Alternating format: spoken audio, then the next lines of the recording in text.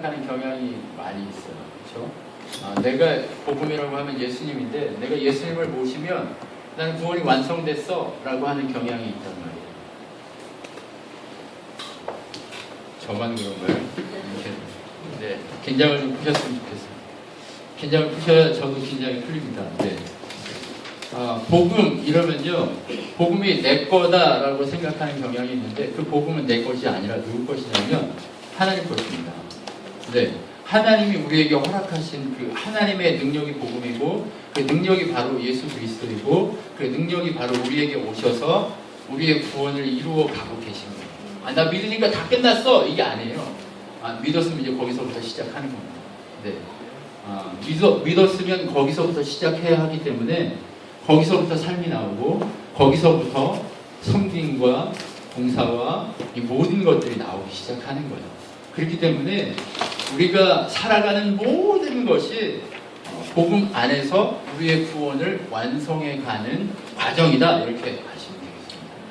네, 그러니까 이거를 나 믿었어 그러니까 끝났어 아무것도 안 해도 돼 이런 생각을 하시면 안 된다는 겁니다. 자, 그러면 복음이라는 것의 진짜 의미는 무엇이냐면 유한겔리온이라는 단어를 사용합니다. 유한겔리온 이 단어는요 누구만 쓸까요? 평민들이 쓰는 단어일까요? 어명이요 하는 그 어명 있죠. 네, 그 어명을 사용할 때 왕만이 쓰는 단어가 유한겔리온이라는 단어입니다. 이게 복음이라는 단어거든요. 좋은 소식인데요. 복음이라는 단어는요 왕이 기쁜 소식이 있을 때만 사용하는 게 복음 이런 뜻이에요. 아무나 사용하는 게 아니라 누구나 다 사용하는 단어가 아니라 평민들이 이건 복음이야 이렇게 사용하는 게 아니라 왕이 등극했거나 왕자가 태어났거나 할 때 복음 이렇게 얘기를 하는 겁니다. 자, 그러면 오늘 마가복음 1장 1절을 읽었을 때 우리가 뭐라고 읽었죠? 하나님의 아들 예수 그리스도의 복음의 시작이다. 그러면 오늘 복음의 시작이라고 얘기하는 이것은 뭐예요?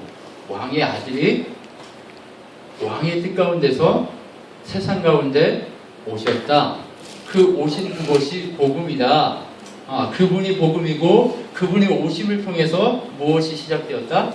복음이 시작되었다라고 하는 것을 우리에게 말씀하고 있습니다. 네, 그렇기 때문에 아까 복음이 뭔가요? 라고 물어봤을 때 예수 그리스도입니다 라고 하시는 게 너무 정답입니다. 네, 그냥 아멘 그냥 안 하셔도 돼요. 편히 들으세요.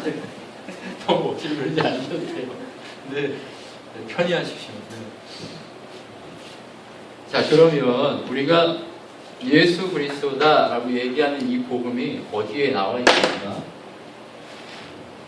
이 복음이 예수 그리스도라고 얘기했어요. 네, 예수 그리스도예요. 자, 예수 그리스도라고 얘기했는데 이 예수 그리스도가 어디에 증거되고 있습니까? 네, 맞아요. 성경에 증거되고 있습니다. 네. 여러분 그러면 예수 그리스도가 복음이래요. 복음에 대해서 증거하고 있는 성경이에요. 자, 그러면 질문을 다시 드리겠습니다. 앞에 앉으셨으니까 네. 계속 대답하십시오. 자, 성경은 몇 권인가요? 네? 네, 66권이요.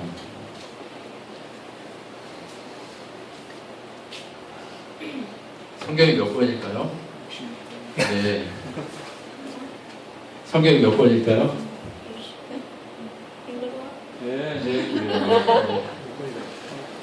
네, 성경은 한 권이에요. 네, 맞습니다. 맛있는 걸 좀 많이 사주세요.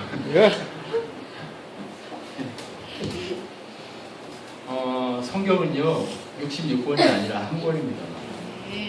우리가 너무 성경을 66권이나 생각해서 각 권으로 뭐 창세기는 무슨 내용, 뭐 레위기는 무슨 내용, 그 다음에 뭐 누구는 무슨 내용 이렇게 자꾸 나누다 보니까 성경이 성경으로 한 권으로 나한테 오지 않고 예수 그리스도 그분으로 나한테 성경이 오지 않고 그냥 창세기는 이런 내용이야라는 지식만 오게 된다는 거예요.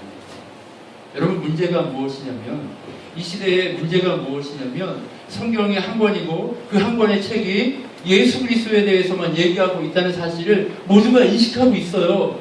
그런데 당론으로 직접 말씀 하나하나로 창세기 1장 1절로 들어가면 그것이 예수 그리스도인지 아닌지를 나타내지 않는다는 거예요. 무슨 얘기인지 아시죠? 왜요?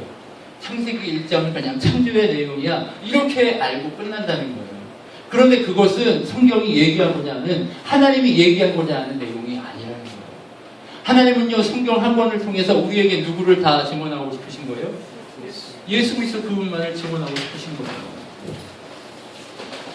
여러분, 그렇기 때문에 예수 그리스도가 한 절 한 절 한 절 속에, 성경의 이 한 권 속에서 계속 증거되고 있는데, 그 예수 그리스도 그분이 증거되고 있는 그것을 찾아서 증거되지 않는다면 그것은 복음이 아니라는 거예요. 아무리 많은 사람이 모이고, 아무리 좋은 건물을 가지고 있고, 아무리 멋진 성가대를 갖추고 있고, 아무리 멋진 밴드를 가지고 있어도 예수 그리스도 그분이 전해지지 않고 다른 이야기가 전해진다면 그것은 교회의 모형만 있을 뿐 교회가 아니라는 거예요. 네. 여러분, 큰 교회가 어떤 교회일까요?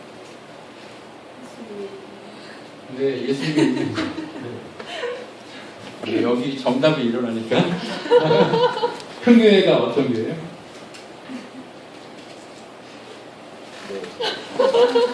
자, 큰 교회는요, 예수 그리스도가 성경이다, 성경이 예수 그리스도다라는 사실이 믿어지게 만들어주는 교회가 큰 교회입니다. 여러분, 다른 것이 큰 교회가 아니에요. 큰 교회는요, 나의 영혼이 주님을 알지 못했는데 주님을 알 수 있게 만들어주는 예수 그리스도의 복음이 내 안에 살아서 움직이게 하는 교회가 큰 교회라는 거예요. 여러분, 사람이 많이 모인 교회가 큰 교회가 아니에요. 오늘 내가 와서 이 자리에 와서 내 인생이 예수 그리스도가 나의 주인이고 이 복음이 내 인생을 붙잡고 있다는 사실을 어떻게 해요? 알게 해주는 교회가 큰 교회라는 거예요. 여러분, 사실 저는 비밀인데 여자 목사님들을 별로 안 좋아해요. 네. 사실은 이게 비밀인데 그래요. 그런데 저 목사님을 만나뵌 지 얼마 안 됐어요. 처음 전화할 때부터 장로님 죄송합니다. 끌렸어요. 네. 왜 끌렸냐? 이거에 미쳐있죠. 예수 그리스도에 미쳐있고, 예수 그리스도를 증거하기 위해서 애쓰고 있고, 예수님을 나타내기 위해서 애쓰고 있고, 우리 성도들 한 분 한 분에게 예수 그리스도를 전하기를 소망해서 날마다 말씀하고 싸우고 있는 그 모습이 전화로 얘기하는데도 느꼈어요. 그래서 과연 목사님이 목회하는 교회는 어떤 교회일까? 네, 궁금했습니다. 네, 큰 교회가 맞군요. 네, 네, 저희 교회는요, 여기서 여기까지 잘라서 여기만한 교회가 저희 교회입니다. 네, 한 15명이 모여서 예배하고요. 평소에는 제가 거기서 커피 갈아서 팔고 놀고 있습니다. 네, 네, 성경 교재 만들고 네, 그렇게 하는 교회로 그렇게 하고 있는데요. 그런데 개념이 달라져야 됩니다. 우리가 지금까지 큰 교회, 큰 것, 그것이 무엇이었냐? 복음의 가치가 아니라 예수 그리스도의 가치가 아니라 어떤 가치였어요? 세상의 가치로 이것이 큰 교회, 이것이 작은 교회 이런 것으로 나뉘어졌다는 거예요. 그렇기 때문에 지금까지 우리가 해왔던 이 모든 것들은 진짜다 가짜다? 가짜다는 거죠. 그럼 이제부터는 우리가 어떤 마음을 가지고 살아야 되는 거예요? 나는 예수 그리스도 복음을 가지고 있는 큰 교회의 큰 사람이다 라고 하는 마음을 가지면 됩니다. 여러분, 저는요 여러분에게 응원하고 싶습니다. 여러분, 지치지 마십시오. 왜 우리는 왜 이렇게 숫자가 안 드러날까? 이거에 지치지 마십시오.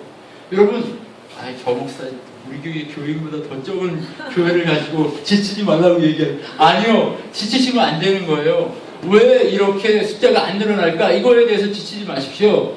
그러면 무엇에 지쳐야 하냐면, 나는 왜 이렇게, 누가? 주님이 나의 주인이 안 될까에 지쳐야 됩니다. 다른 것에 지치지 않으시고요. 우리의 환경은 왜 이렇게 어렵지? 나는 할 일이 왜 이렇게 교회 안에서 할 일이 많지? 다른 교회보다 조용히 다닐 수 있는데 나 왜 이렇게 해야지? 하는 그런 것에 지치지 마시고요. 무엇이 지쳐야 하냐면 내 영혼이 성경 전체가 얘기하고 있다는 예수 그리스도가 내 주인이어야 내 구원의 완성이 이루어져 간다는데 나는 왜 이렇게 내가 주인 돼서 아직도 팔딱대고 내가 살고 있지? 하는 그것에 지쳐야 돼요. 여러분 날마다 지치십시오. 그것에 지치시면서 날마다 또 일어나십시오. 어떻게요? 그럼에도 불구하고 로마서 7장이 뭐라고 얘기해요? 오라 나는 공고한 자입니다. 이렇게 얘기합니다. 그런데 8장에 가면 뭐라고 얘기하죠? 그런즉 그리스도 예수 안에 있는 자들에게는 결코 정죄함이 없나니 뭐래요? 정죄가 없대요. 그래서 날마다 우리 안에는 어떤 싸움이 있어야 돼요? 우리 목사님, 아니 우리 교회 뭐 내 주변에 있는 이 사람들에 대한 불평이 있는 것이 아니라 무엇이 있어야 돼요? 복음이 내 속에서 아직도 살아서 역사하지 못하고 있는 나의 죄악됨에 공고하고 예수 그리스도 그분이 나의 주인이어야 하는데 그렇지 못함에 공고하고 그리고 나서 무엇에 싸워야 돼요? 그럼에도 하나님이 나를 자녀의 신분을 허락하심에 감사하고 서 있는 자리에서 하나님의 능력을 드러내는 인생을 살려고 몸부림치는 것, 이것이 바로 우리가 싸워야 되는 겁니다. 여러분 그렇기 때문에 복음은요 성경 전체가 얘기하고 있습니다. 그래서 오늘은요 성경 전체의 일반적인 내용을 제가 잠깐 소개를 하려고 그래요. 그러면서 왜 이게 진짜 예수 그리스도인지 잠깐 얘기하고 그거 같이 합니다. 네. 자 이제 성경이 예수 그리스도를 얘기하고 예수 그리스도가 복음이라는 얘기를 우리가 했습니다.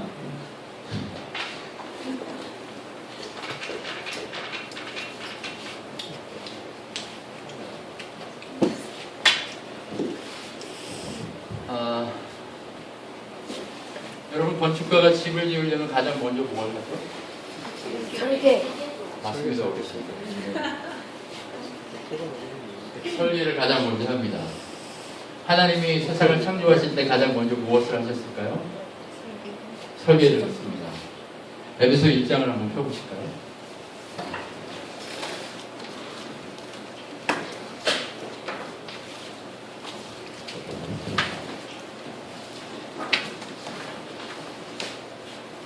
제가 마셔도 되는 건가요? 네네네. 컵 뚜껑이.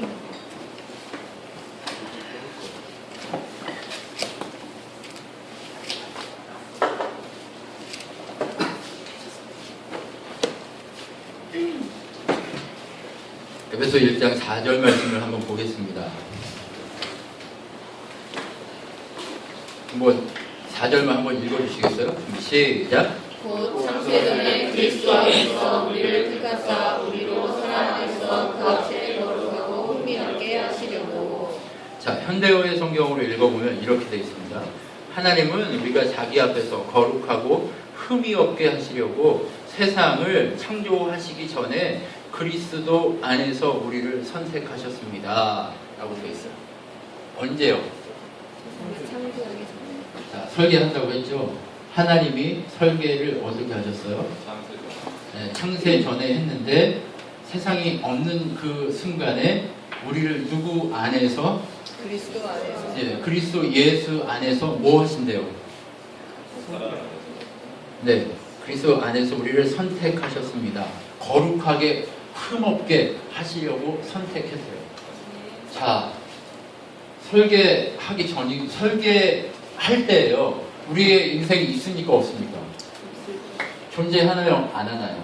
아무리 존재 안 하죠. 그런데 존재하지도 않는 사람이 흠이 있을 수 있어요 없어요? 죄가 있을 수 있어요 없어요? 없죠. 네. 그런데도 누구 안에서? 그리스도 안에서. 그리스도 예수 안에서 뭐 하기로? 거룩하고 흠없게 하시기로 계획하셨다는 거예요. 그리고 그것을 우리 각 사람에게 하나님 백성되도록 선택하셨다는 거예요. 언제부터? 세상이 태어나기도 전부터 우리를 하나님이 누구로 삼았어요? 자녀로 삼아서 선택을 했어요. 네, 이게 바로 뭐예요? 창조전의 설계도입니다. 하나님이 뭐 하신 거예요? 설계, 이것을 다른 말로 무슨 표현을 쓰냐면 언약, 이렇게 씁니다. 자, 언약이 뭔가요? 약속. 네. 자, 언약이요. 영어로 그냥 우리끼리 하는 건요. 목사님 저랑 몇 시에 만나요? 이거는 promise 이렇게 얘기합니다. 그렇죠? 근데 언약 이 단어는 다르겠습니다. 네. 어떻게 쓸까요? 네, covenant 이렇게 씁니다. 근데 왜 이렇게 쓸까요? 단어를 왜 쓸까요? 이렇게 다르게. 약속은 어떻게 해요? 제가 어르신을 만나고 싶어요. 그러면 어르신하고 저하고 약속을 몇 시에 잡아야 돼요? 만약에 내일 10시에 봬요, 어르신. 그러면 우리 서로 교회에서 10시에 뵈면 10시에 서로 약속을 해야 만날 수 있잖아요. 그렇죠? 그런데 하나님의 언약은 누가만 할 수 있는 거예요? 쌍방향이 아니고요. 그러니까 원웨이예요. 한쪽으로만 가는 거예요. 내가 무엇을 한다고 해서 언약이 성취되는 거 아니에요. 내가 뭔가를 많이 했다고 해서 언약이 이루어지지 않아요. 내가 무엇인가를 많이 열심히 했다고 해서 하나님 막 이렇게 카운터 해주고 하는 게 아니에요. 그럼 뭐라는 거예요? 일방적으로 하나님이 언약하신 거예요. 태어나지도 않았는데, 세상에 태어나지도 않았는데 자녀 삼아준다고 내가 뭐 막 했습니까? 안 했다는 거예요. 그러면 하나님의 일방적인 은혜가 우리를 자녀 삼기로 이미 언제부터? 설계 전부터 약속이 돼 있었다는 거예요. 이게 바로 언약이에요. 하나님이 에베소서에 그 언약을 확인시켜 주는 거예요. 아무것도 없는, 네, 여러분, 아무것도 없는 그 빈 상태에 있는, 어두움만 있는 그 상태, 하나님 홀로 존재하시는 그 상태에서부터 하나님이 설계하셔서 무엇을 약속하시는 거예요? 내가 너를 자녀 삼을게 라고 얘기했어요. 누구 안에서요? 예수 안에서. 이게 복음의 내용입니다. 네. 그러면 왜 우리를 그렇게 자녀를 삼으려고 난리를 치시느냐? 6절을 한번 보실래요?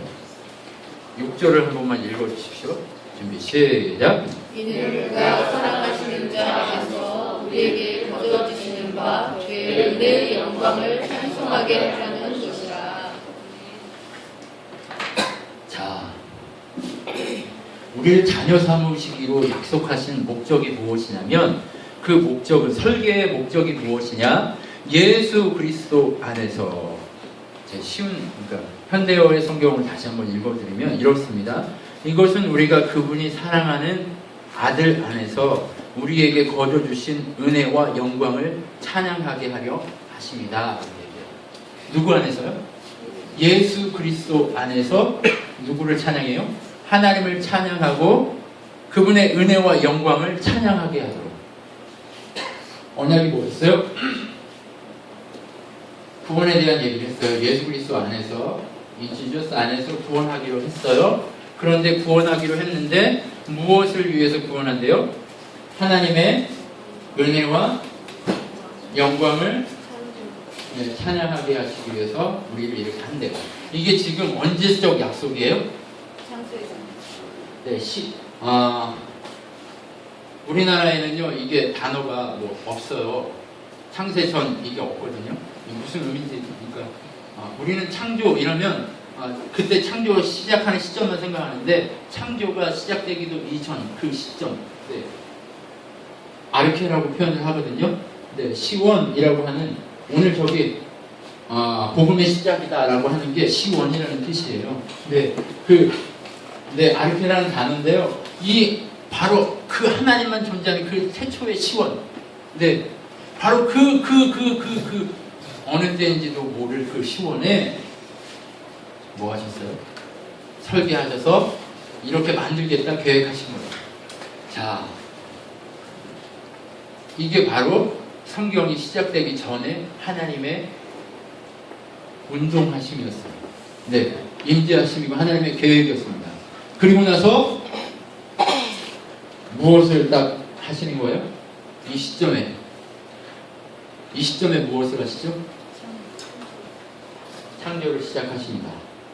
창조를 시작하니까 어떻게 됐을까요?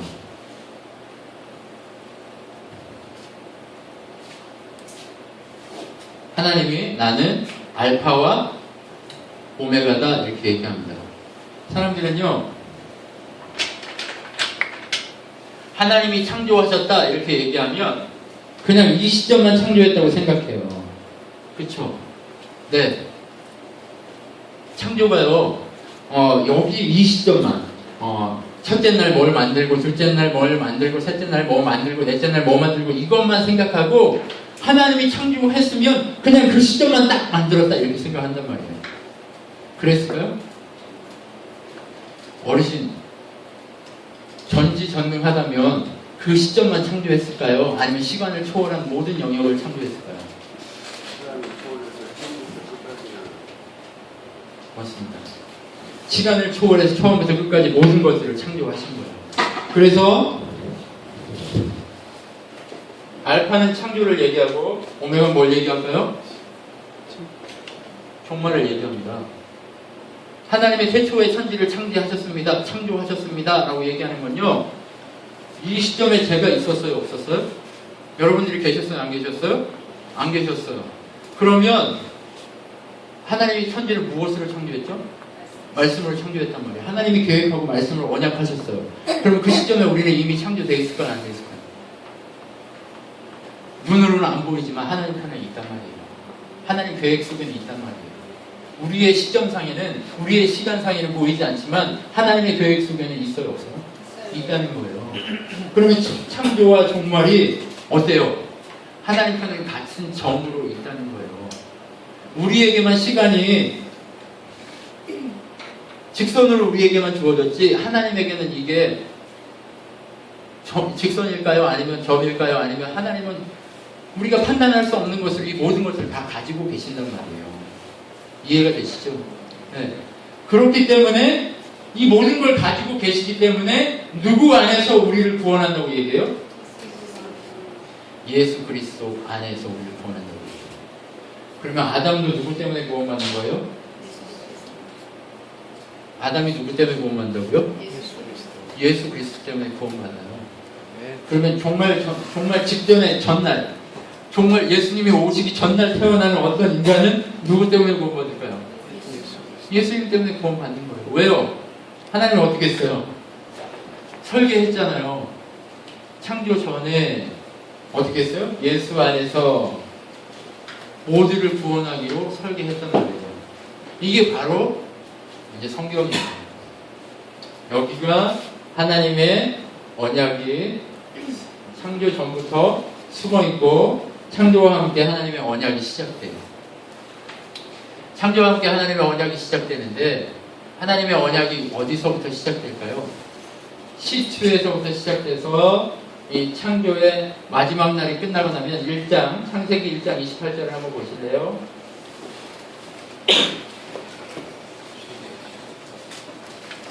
조금 귀찮으시더라도 찾아주시면 감사하겠습니다. 창세기 1장 28절.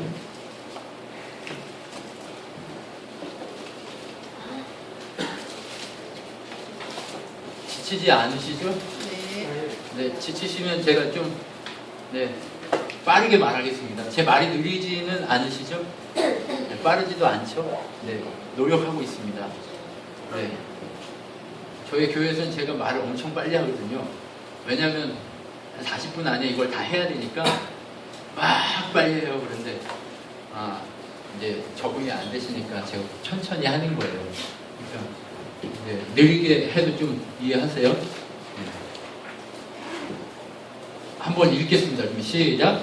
하나님이 그들에게 복을 주시며 하나님이 그들에게 이르시되 생육하고 번성하여 땅에 충만하라. 땅을 정복하라. 바다의 물고기와 하늘의 새와 땅에 움직이는 모든 생물을 다스리라 하시니라.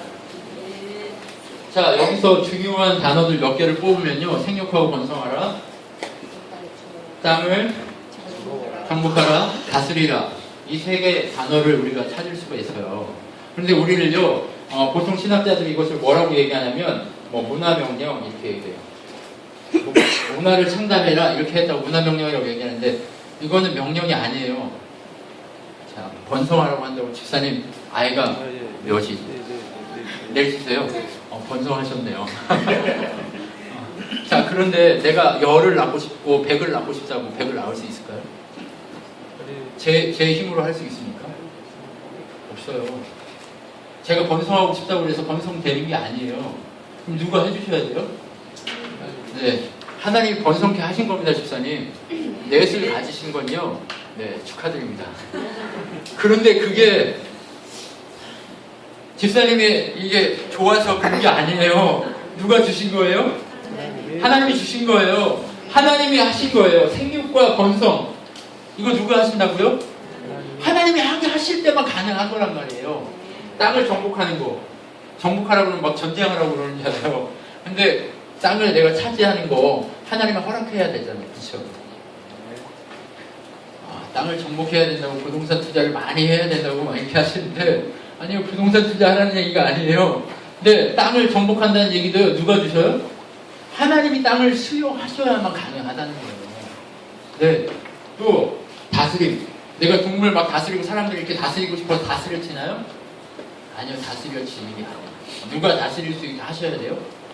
하나님이 하셔야만 한다는 거예요. 자, 이게 그럼 뭐예요? 명령이 아니고 한쪽에서만 가능한 거니까 약속이라고 안 하고 뭐라고 얘기한다고요? 언약이라고 얘기한다는 거예요. 그러면 이 첫 번째 언약이 무엇을 의미하는지 한번 보세요. 자, 생육 번성을 다른 말로 고치면 뭘로 고칠 수 있냐? 백성.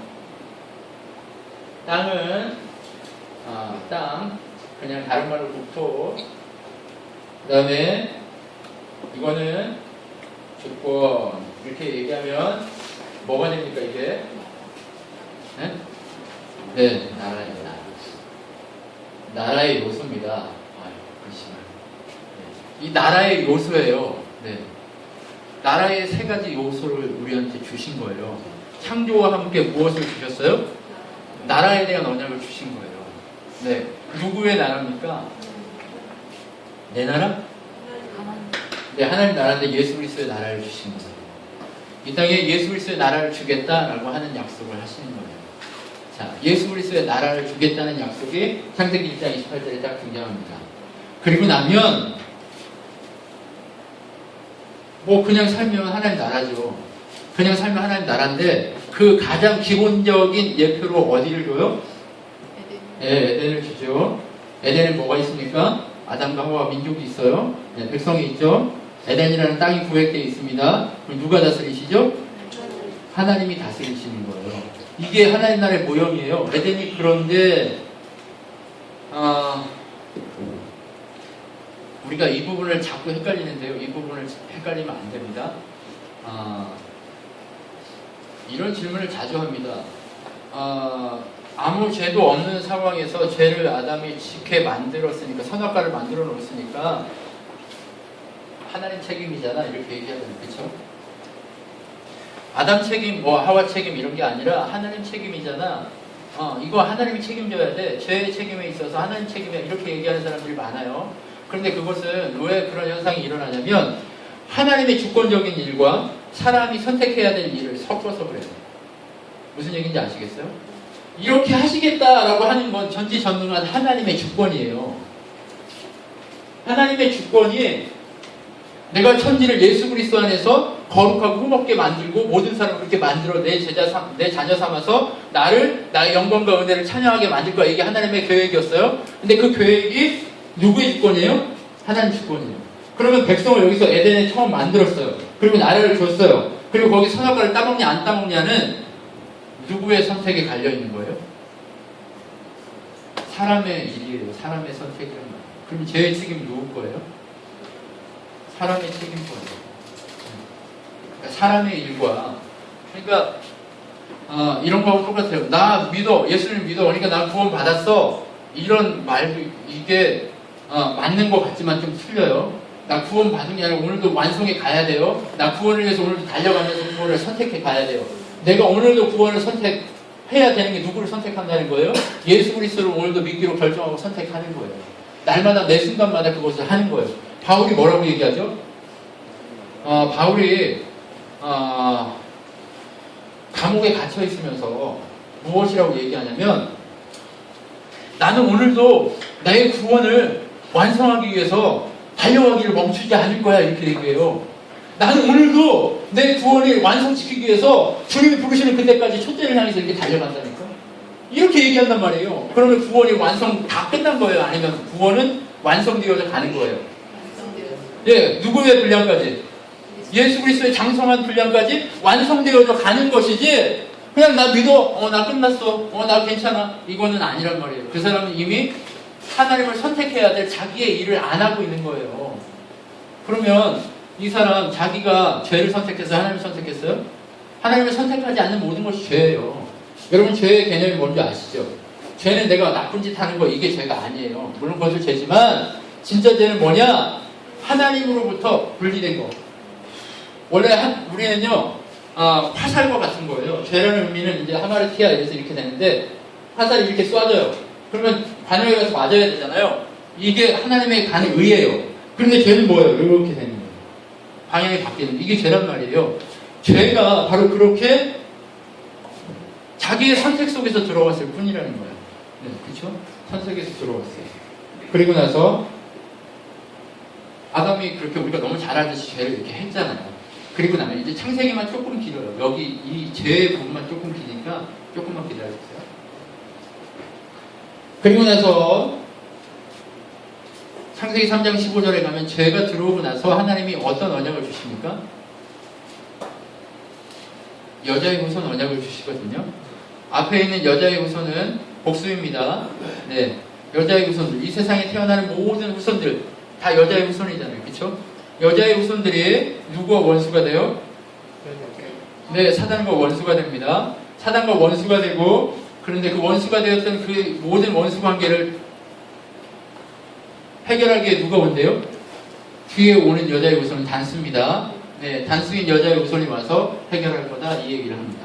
그래서 다시 뭘 얘기해요? 내가 하나님 나라를 다시 세우는데 누구 안에서 다시 세우겠다는 언약을 다시 한번 확인해줘요? 여자의 후손인 예수 안에서 하겠다는 거예요. 예수가 여자의 후손이잖아요. 남자의 후손 아니잖아요. 그렇죠? 여자에서 태어났잖아요. 그래서 여자의 후손인 거예요. 네. 자, 그래서 이제 여자의 후손을 통해서 백성이 만들어지기 시작하면서 창세기를 통해서 무슨 내용을 얘기하냐면 민족에 대한 얘기를 시작합니다. 민족에 대한 얘기를 시작하는 거예요. 창세기 전체를 한번 생각해 보세요. 아브라함 나오죠. 뭐 노아 앞에 있는 얘기는 다 족보고 하나님의 그 백성의 라인을 쭉 그려줘요. 그리고 나서 아브라함 나오고 야곱 나오고 그다음에 누구 나오고 이삭 나오고 야곱 나오고 요셉 나와서 뭐 애굽으로 가고 이 난리를 치죠. 그리고 나서 출애굽이 가면 민족이 되었더라 이렇게 얘기한단 말이에요. 그럼 뭐 만들었어요? 백성 만들었잖아요. 아직 나라는 아니에요. 네, 아직 나라는 아니에요. 백성만 만들었어요. 그리고 나서 출애굽기 19장에 가면 19장 6절에 가면 하나님이 너희를 내 나라와 제사장으로 삼겠다 이렇게 표현합니다. 그러면서 출애굽기를 통해서 무엇을 만들어가기 시작해요? 백성들을 인도해서 어디로 가요? 광야로 가서 광야에서 땅을 주려고 가나안 앞까지 가잖아요. 그죠? 그리고 여호수아 때 가서 뭘 줘요? 땅을 준단 말이에요. 그러면 땅 왔죠? 그죠? 네. 구약의 전반부가 모세오경이 뭐였어요? 네, 백성. 그 다음에 여호수아에 가면 땅. 그 다음에 사사기부터 시작해서 말라기까지 무슨 얘기를 하냐? 누가 왕이냐의 싸움을 시작해요. 왕싸움을 시작합니다. 자, 세상을 살다 보면 우리 모두는 마음속에 두 개의 왕을 가지고 삽니다. 세상 사람들은 세상이 왕입니다. 믿는 자들은 누가 왕이에요? 하나님이 왕일 때도 있고 내가 왕일 때도 있어요. 근데 내가 왕일 때를 항상 죽이려고 하는 것 자체가 뭐예요? 신앙생활이에요. 네, 너무 어렵게 생각하지 마세요. 신앙생활은요, 남들에게 보여주려고, 내가 그래도 장도고, 내가 그래도 먹고, 내가 그래도 이런 건데, 나 목사인데, 그래도 이 정도는 해야지. 그럴 필요 없다니까요? 누구만 내 주인이면 돼요? 주님만 내 주인이면 되는 거예요. 그 주권 싸움을 시작하는 거예요. 그래서 사사기를 시작할 때, 제가 처음에 성경 몇 권이라고 얘기한 이유가 있어요. 한 권이라고 얘기한 이유가 뭐냐면, 사사기 마지막 장의 마지막 절에 가면, 그들에게 왕이 없으므로, 뭐 한 대로? 자기 소견에 옳은 대로 행하였더라 라고 하는 것이다. 무슨 싸움을 지금 계속 시작했다는 거예요? 왕싸움을 시작하는 거, 주권 싸움을. 그런데요, 여러분, 여호수아 마지막 장에 가면 여호수아가 우리 집안은 여호와 하나님만 섬기기로 결정했어. 이스라엘 너희는 어떻게 할래? 그랬더니 이스라엘 어떻게 해요? 우리도 하나님만이 왕이십니다를 선언하고 그렇게 살겠습니다라고 얘기해요. 근데 그렇게 살았어요? 못 살았어요? 이스라엘 역사 속에서 계속 누가 왕싸움 해요? 안 해요? 시가서, 시편, 잠언, 전도, 아가서를 그럼 어떻게 할 거예요, 목사님? 네. 시가서는 어떻게 하려고 그렇게 왕싸움 한다고 얘기하십니까? 시가서는요, 하나님이 왕인 것을 아는 자들의 고백이에요, 그냥. 그 왕인 자들의 노래일 뿐이에요. 시편에 보면, 하나님이 나의 왕이십니다. 잠언서도 하나님 안에 나의 지혜이십니다. 이런 얘기를 할 뿐이에요. 전도서는 세상의 모든 것이 헛되지만 하나님을 기억함이 가장 큰 능력입니다. 이런 것들을 얘기하는 거예요. 여러분 이거 왜 없어요? 뭐 하는 거예요? 사사기부터 말라기까지 왕싸움 하는 겁니다. 누가 왕이에요? 아직 왕이 등장 안 했죠. 그죠? 구약의 왕이 아직 등장을 안 했단 말이에요. 구약은 그럼 뭐 했어요? 민족, 땅, 주권에 대한 얘기를 모형적으로 했단 말이에요. 누구를 모판 삼아서? 이스라엘이라는 백성을 모판 삼아서 이렇게 했단 말이에요. 그럼 구약이 쉬워요? 안 쉬워요? 이 눈을 가지고 성경을 봐야 돼요. 뭐 아브라함을 배우려고 성경을 보는 게 아니에요. 야곱을 배우려고 성경을 보는 게 아니라니까요. 아브라함이 이면에 들어있는 예수 그리스도를 만나려고 성경을 보는 거예요. 그러면 이것이 누구의 나라를 위해서 이 이야기를 하고 있다는 걸 봐야 된다는 거예요. 예수 그리스도의 나라를 위해서 이 일들을 하고 있다는 것을 보면 구약 속에서 누구를 얘기해야 돼요? 예수 그리스도 그분을 찾아야 되는 거예요. 우리가 성경 지식을 많이 하는 거 중요합니다. 그런데 그거보다 더 중요한 건 성경 지식을 알고 그것을 하는 것이 아니라 무엇하는 게 중요하다는 거예요? 그 지식 이면에 숨어져 있는 하나님의 뜻, 바로 예수 그리스도를 발견하고 아는 것이, 그것이 바로 우리가 신앙생활을 하면서 성경을 보면서 배우면서 연구하면서 가르치면서 해야 되는 일이라는 거예요. 아, 목사님 저는 읽기는 하고 배우기는 하고 연구 하라면 하겠습니다. 가르치는 건 아니요.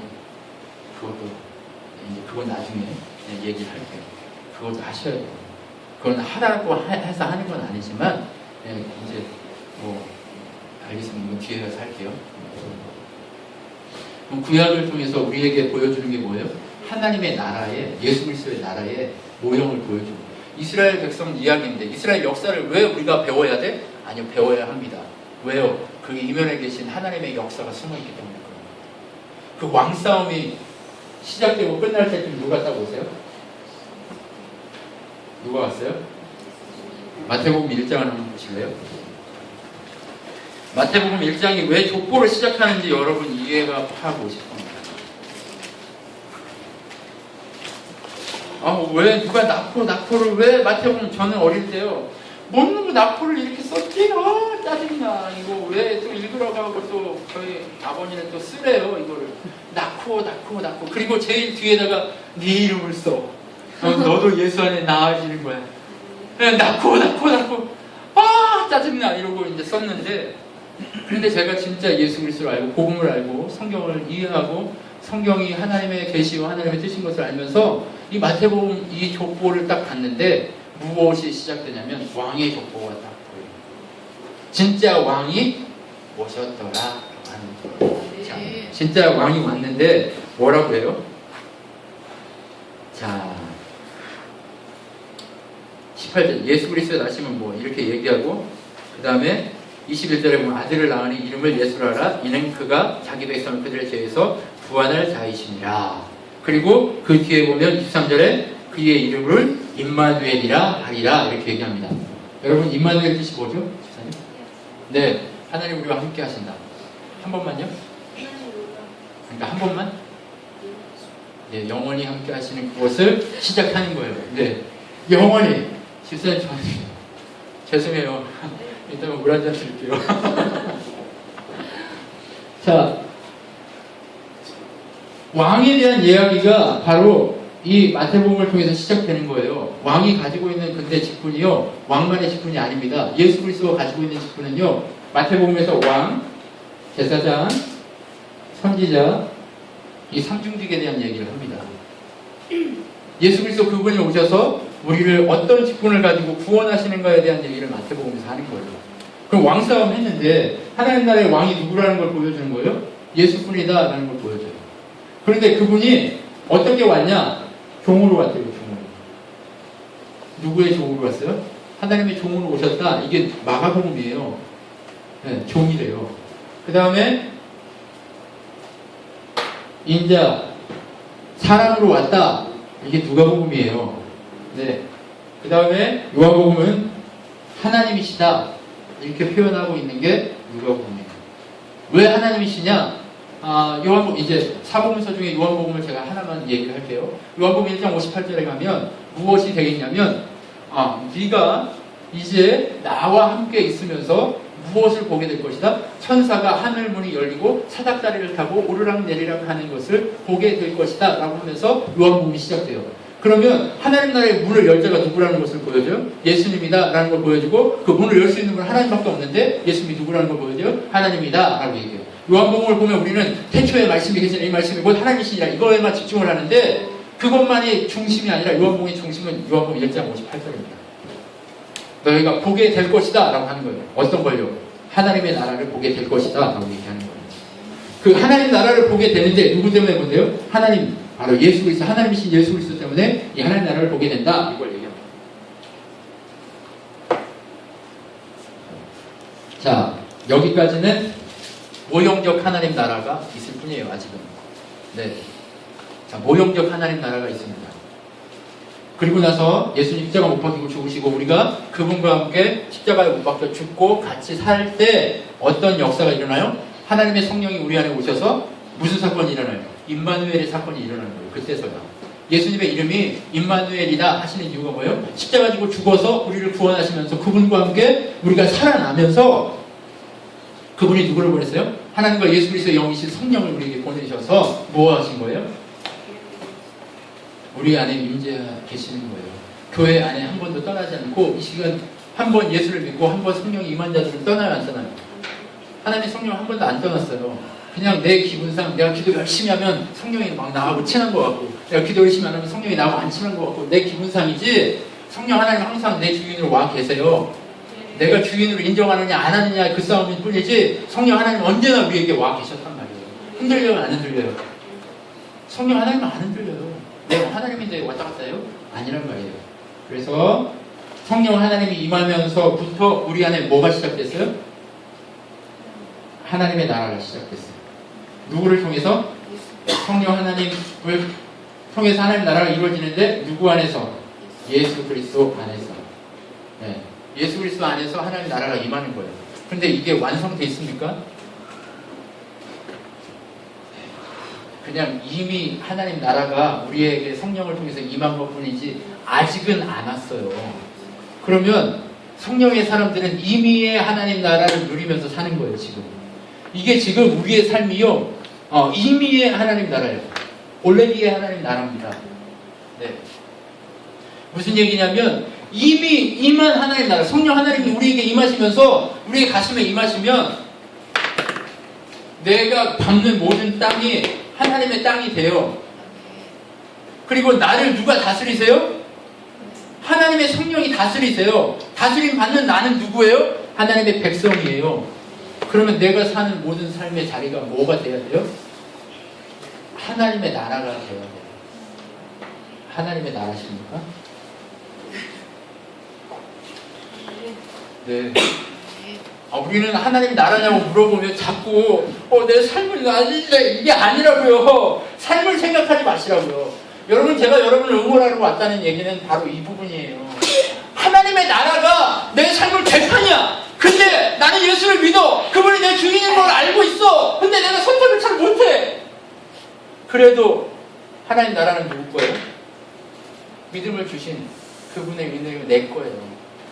여러분, 에베소서에 보면 믿음은 뭐래요, 집사님? 에베소 2장에 보면 믿음은 뭐라고 얘기합니까? 선물이래요. 믿음은 선물이에요. 내가 믿고 싶어서 믿는 게 아니라니까요. 나 막 믿고 싶어서 믿으셨습니까? 아니요. 하나님이 믿게 하실 때 믿는 거예요. 성령께서 깨닫게 하시고 믿게 하실 때 그때서야 믿게 되는 거예요. 그렇기 때문에 내가 믿음을 가지고 있다면 믿음 그 자리에서 멈춰 있으면 안 된다고 아까 이렇게 했잖아요. 달리라고. 근데 내 힘으로 달려가는 게 아니라 믿음을 하나님이 주시고 그렇게 하셨으면 성령께서 그 사람을 밀어서 달려가게 한다니까요. 어떻게? 환경과 상황과 모든 것을 통해서 단련하시고 연단하셔서 그의 캐릭터를 바꾸시고 그의 캐릭터가 온전히 어떻게 돼요? 변화되어서 연단받고 변화되어서 무엇을 소망하게 돼요? 하나님의 나라를 소망하게 돼요. 어떤 하나님 나라를 소망해요? 정말 그 시점에 오게 되는 하나님 나라를 소망하게 된다는 거예요. 그게 낫내서 하나님 나라를 소망하게 된다는 거예요. 종말론적인 하나님 나라를 소망하게 된다는 거예요. 그러면 하나님 나라를 경험한 사람은 무엇을 추구하게 될까요? 첫째, 이미 하나님 나라를 누리면서 어디를 추구하게 돼요? 아직에 완전히 예수 그리스도 그분의 재림시에 오게 될 그 하나님 나라를 추구하게 된다는 거예요. 그러면 이 땅이 우리의 터전입니다라고 살까요? 아니면 종말적인 인생을 살까요? 종말적 인생을 살기 때문에 이 땅에서의 욕심과 이 땅에서의 힘과 이 땅에서의 권력과 이 땅에서의 목표와 이 땅에서의 모든 것들이 다 쓰레기가 되는 거예요. 바울이 그렇게 얘기해요. 내가 많은 것들을 가지고 있고 내가 많은 지식을 가지고 있지만 이 모든 것이 뭐와 같다? 배설물과 같다? 라고 해요. 그 고백이 나올 수 있는 게 뭐예요? 이미 하나님 나라를 누리고 있고 아직이 하나님 나라가 곧 내게 임할 것이라는 사실을 알고 있기 때문에 그렇기 때문에 뭐예요? 이제 성령과 함께 사도행전 속에서 하나님 나라가 임했어요. 근데 나한테 임했습니까? 아니면 누구한테 임했습니까? 나한테도 임했지만 그 대표적인 모습이 뭐냐? 교회에게 임하셨어요. 네. 자, 이제 또 교회 이러면 목사님 네 교회 내 교회 저 교회 막 있는데 어디 교회에 임하신 거예요? 이렇게 얘기한단 말이에요. 그런데 성경은요 이것을 얘기합니다. 교회는 눈에 보이는 이런 게 교회가 아니래요. 이 장소 이런 게 교회가 아니고요. 누구가 머리예요? 예수 그리스도 그분이 머리래요. 네, 이게 에베소서 2장 1장 마지막 절에 보면 나옵니다. 누가 머리예요? 예수님이 머리예요. 그리고 우리는 그분의 지체예요. 자, 그분의 지체란 말이에요. 제가 잠깐만 옷을 한 번만 벗겠습니다. 야한 짓 하려고 한 건 아니에요. 네. 자, 아니요. 제가 입을 겁니다, 또. 네. 제가 예수님을 머리로 모신 머리가 예수님이에요. 그럼 지체는 네 교회 내 교회가 아니라 예수 그리스도를 믿는 모든 자들의 각 사람이 그 각 몸의 지체를 입는 거예요. 그럼 벌거벗어 있어요? 안 벌거벗어 있어요? 벌거벗은 상태에 태어나요, 모든 인간이. 그런데 예수 그리스도의 몸이 되면 행복해. 예수 그리스도의 몸이 되면 어떻게 돼요? 벌거벗은 상태에 있다가 갑자기 잠깐만 옷을 딱 입어요. 옷을 딱 입으면 벌거벗었어요? 옷을 입었어요? 옷을 입었어요. 이게 주님이 우리 각 사람에게 입혀주는 의의 옷이에요. 이게 바로 로마서가 얘기하고 있는 의, 바로 righteousness예요. 이것이 없다면요 우리는 가짜예요. 근데 나는 죄도 많고 내 삶도 많은데 내가 여기 저는 지체인데 여기 겨드랑이야. 냄새나. 예, 여기에요. 저는 만약에 그러면 제가 여기 이렇게 옷으로 덮이면 제가 보여요, 안 보여요? 안 보인단 말이에요. 죄 많이 지셨죠? 겁나 많이 지셨죠? 제가 여기 왔는데 겁나 막 이런 거 많이 이렇게 들려가지고 네, 저도 고향이 저기 바로 위쪽이라서 네, 되게 구수하고 좋았습니다. 네, 어쩐다냐 뭐 이런 식으로 해서 그런데 옷으로 예수 그리스도가 입으신 거룩한 세마포 옷을 입으니까 내 흙이 드러나요, 안 드러나요? 안 드러나죠. 아까 하나님의 계획이 뭐였어요? 예수 그리스도 안에서 처음에 창조하기 전에 창조 전 계획이 뭐였어요? 예수 그리스도 안에서 거룩하고 흠없게 하시겠다고 했잖아요. 그러면 여기 예수 그리스도 안에 들어가면 거룩하고 흠없게 돼요, 안 돼요? 된단 말이에요. 그 얘기를 하고 있는 게 로마서예요. 갈라디아서가 그 얘기를 하고 있고요. 그런데 어떻게 얘기를 풀어가냐? 너 혼자의 얘기가 아니라 전체 교회의 얘기다. 그 얘기를 서신서에서 계속 하고 있는 거예요. 그리고 나서 계시록에 가면 언제 다 끝났어요. 계시록에 가면 서신서, 일반 서신, 모든 서신서가 다 무엇을 얘기하냐면 너희가 예수 그리스도 안에서 의로운 자가 되었다. 그런데 너희의 삶이 다 두 가지 방식으로 표현하거든요. 의를 소유하고 그리스도의 지체된 자라면 지체로서 성령께서 이끄시는 대로 순종하면서 이렇게 살아야 되는데 순종하지 않고 네가 머물러 있기 때문에 네가 그렇게 죄 가운데 빠져 있고 너희 교회가 그렇게 문제 많은 교회로 그렇게 넘어지고 있다라고 하는 그것을 얘기해주고 있는 게 서신서예요. 다. 네. 그래서 거짓 교사들을 주의하라 이런 내용들을 가지고 있는 것이 바로 뭐예요? 서신서란 말이에요. 서신서의 내용이 바로 이겁니다. 그리고 나서 계시록에 가면 무슨 얘기합니까? 저희 보니까 계시록 그 사경에 하셨더라고요. 네. 자, 이제 질문할게요. 농담이에요. 긴장하겠어요. 자, 교회에게 성령이 임했고, 교회들이 성령이 임했고, 교회가 하나님의 능력으로 그리스도에 지체되어서 각 처처에 흩어져서 저는 친한교회라고 저기 서울에 있는 작은 모퉁이에 이렇게 숨어서 이러고 있는데 그렇게 숨어있는 그 수많은 교회들이 흩어져서 뭐 하고 있는 거예요? 그리스도의 지체로서의 역할을 감당하면서 무엇 하고 있는 거예요? 그리스도를 찬양하고 있는데 그 찬양하고 있을 때 문제가 일어나요? 안 일어나요? 사단이 공격할까요? 안 할까요? 사단이 공격합니다. 무진장 공격합니다. 계시록 당시에는 사단의 종들이 활발하게 움직였습니다. 그래서 막 이렇게 엄청나게 막 이렇게 보냈어요. 네. 요즘 게임에서나 등장하는 그런 그 무서운 그런 것들이 막 이렇게 자행됐어요. 제가 입으로 담을 수 없을 만큼 악독한 짓들이 우리 믿는 지체들에게 행해졌단 말이에요. 그럼 교회가 두려워요, 안 두려워요? 두렵죠. 두렵잖아요, 사실. 네. 하나님이 저보고 너 나한테 이슬람 세력이 너 잡아가서 너 죽인다고 나 믿을래? 라고 물어보시더라고요. 제 대답은 엄마! 못해요! 그런데 주님이 하게 하시면 하겠습니다 라는 대답밖에 할 수가 없었어요. 왜? 자신할 수 없어요. 주님이 하게 하셔야 하는 거죠. 네. 여러분 그렇기 때문에 주님이 계시록을 통해서 뭐라고 얘기하냐? 잘 버텨라. 누구 안에서? 예수 그리스도가 소유하신 성령, 바로 예수 그리스도의 영 안에서 잘 버텨라 라고 얘기하거든요. 여러분 삶을 살아가면서 문제가 많고 실망할 일이 많고 어려운 일이 많잖아요. 그쵸 장로님? 네. 인생이 참 공부하고 어렵잖아요. 그쵸? 네.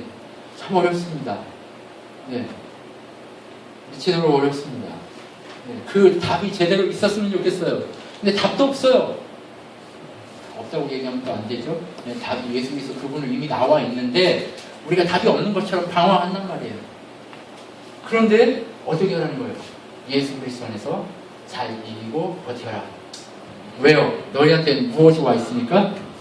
하나님 나라가 이미 와 있고 앞으로 올 하나님 나라가 너희에게 주어지게 될 거니까 라고 얘기하는 거예요. 이게 바로 성경 전체의 대관입니다. 그럼 무엇으로 하나님 이게 성경을 풀었어요? 하나님 나라의 관점으로 예수 그리스도를 중심으로 해서 푸는 거예요. 그러면 성경은요 멀리 있는 게 아니에요. 그냥 성경을 읽으면서 이게 예수 그리스도 그분에 대한 얘기인데 어떤 의미를 하고 있을까를 찾아내야 돼요. 큐티를 한다고 해서 여러분 큐티하라고 그러면 뭐 하냐면 오늘 이 말씀이 나한테 어떤 의미일까? 그리고 나에게 무슨 의미일까? 나 어떻게 살아야 될까? 이런 거 하는데요. 그런 거 하라고 말씀 준 게 아니에요. 오늘 이 말씀이 어떤 예수 그리스도를 나타내고 있는 걸 찾아내는 게 우리의 큐티 훈련이어야 돼요. 그게 우리의 말씀 연구의 방향이어야 한다는 거예요. 그런데 우리는 지금까지 뭐 했어요? 예수 그리스도에 대해서 얘기하는데 그게 자기 얘기예요. 예수 그리스도에 대해서 얘기하고 있는 자기 얘기라고 내 삶에 적용해야 되는데 어떻게 적용할 건데? 예수 그리스도. 네. 그냥 그분이 내 주인이고 이 말씀을 통해 나를 그렇게 구원하셨다는 그 은혜를 확인하면 되는 거예요. 네. 이제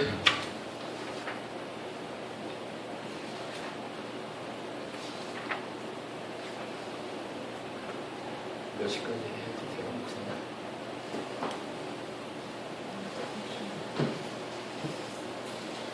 해도 돼요? 좀 더 해도 돼요? 저기 좀 더 해도 돼요? 저 멀리서 왔어요. 저 하고 가야죠. 네.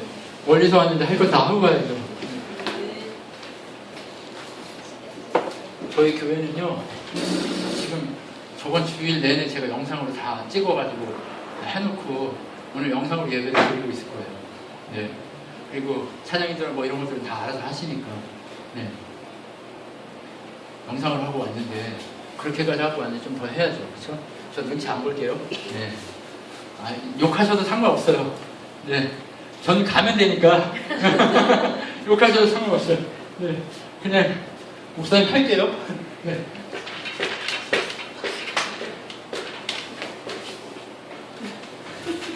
제가 설교를 하고 나면 저희 교회 칠판도 이렇게 그지같이 돼요.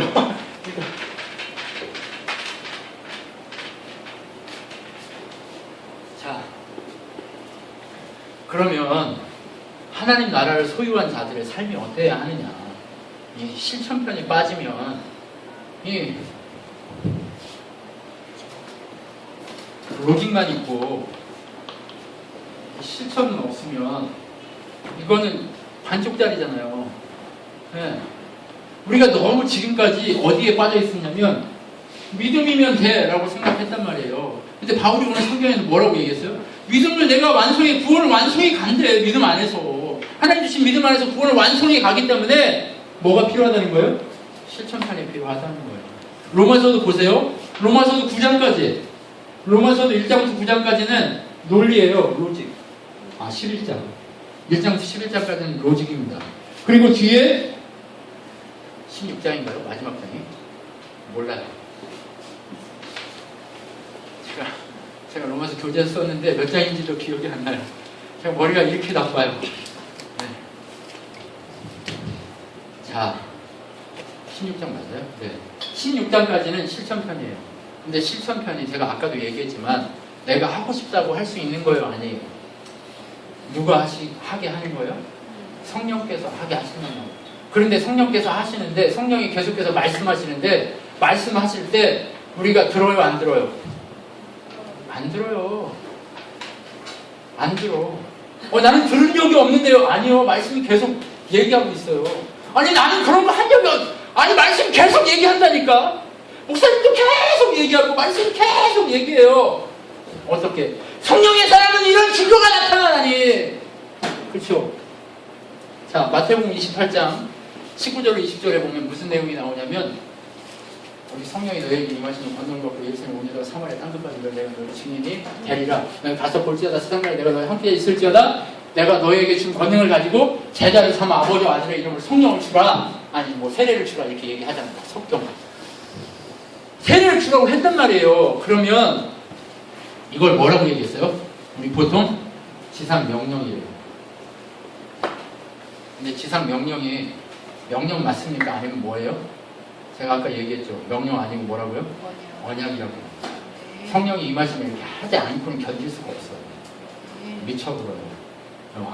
되게 미치고 팔딱 뛰었다 뭐 이렇게 얘기하고 미쳐버려요 뭐 이렇게 얘기하는데 네, 아니 여기 그 터미널에 왔는데 그런 얘기들이 막 들려요. 그래서 네 성령이 임하시면요 가만히 못 있어요. 미쳐버려요.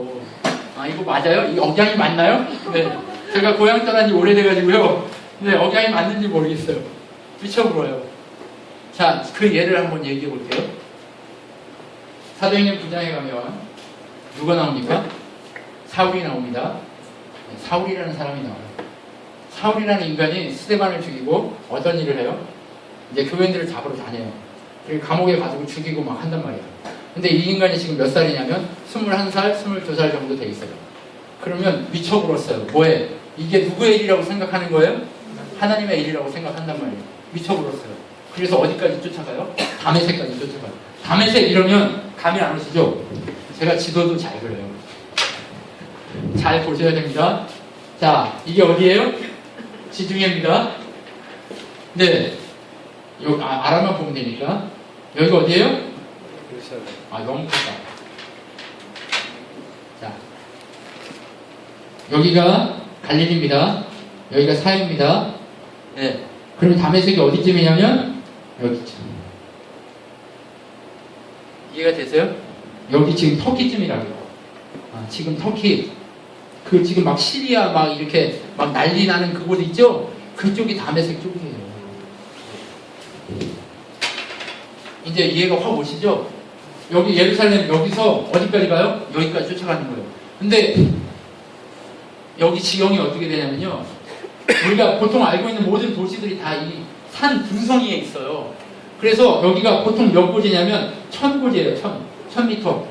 네. 그리고 여기 이렇게 내려가는 이 사이에는 해수면에서 마이너스 450.